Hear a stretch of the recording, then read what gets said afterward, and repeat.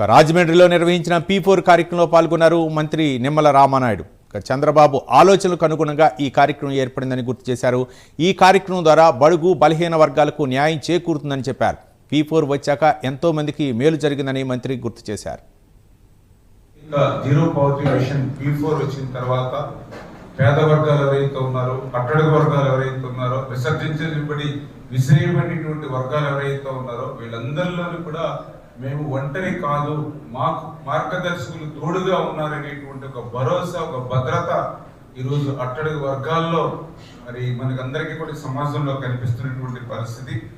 ఇది P4 అనేది ఒక కార్యక్రమంగా గౌరవ ముఖ్యమంత్రి చంద్రబాబు నాయుడు గారు ప్రారంభిస్తే ఆ కార్యక్రమం వల్ల ఈరోజు ఈ రాష్ట్రంలో ఒక ఉద్యమంగా రూపుదిద్దుకునే విషయాన్ని కూడా ఈ సందర్భంగా మనందరం కూడా గుర్తు చేసుకోవాలని తెలియజేసుకుంటూ, అందులో భాగంగా అంటే చంద్రబాబు నాయుడు గారి యొక్క ఆలోచన ఏదైతే ఇక సమాజంలో ఆర్థికంగా ప్రథమ స్థానంలో ఉన్నటువంటి, అగ్రస్థానంలో ఉన్నటువంటి 10% మంది ఎవరైతే ఉన్నారో అందులో అట్టడుగు ఉన్నటువంటి 20% వర్గాలు ఎవరైతే ఉన్నారో, అంటే ఆర్థికంగా అగ్రభాగం ఉన్నటువంటి ఆ 10% మంది, అట్టడుగున ఉన్నటువంటి 20% మంది ప్రజలకు సేవ చేసి, ఇది ఒక దానం కాదు, ఈ సమాజంలో సమాన ప్రతిపత్తి కల్పించేటువంటి రాజ్యాంగబద్ధమైనటువంటి డాక్టర్ బిఆర్ అంబేద్కర్ గారి యొక్క ఆశయ సాధనను అమలుపరచడం అనేటువంటి విధానం